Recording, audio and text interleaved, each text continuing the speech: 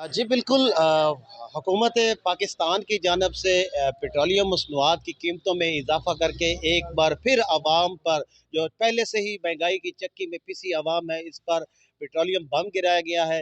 मजीद मेरे साथ कुछ शहरी मौजूद हैं, उनसे जानते हैं वो इस बारे में क्या कहना चाहते हैं। ये बताइएगा सर, पेट्रोलियम मसनूआत की कीमतों में जो हुकूमत ने इजाफ़ा किया है इस पर आप क्या मैसेज देना चाहेंगे?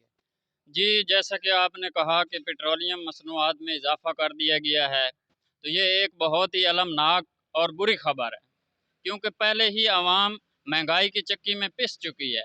हर चीज़ महँगी हो चुकी है। आवाम जो है गरीब आवाम का जीना मुश्किल हो चुका है और आज फिर जो है रात गए हुकूमत ने पेट्रोल की कीमतों में इज़ाफ़ा करके आवाम को मज़ीद परेशान कर दिया है, जिससे गरीब बंदे का जीना मुश्किल हो गया है।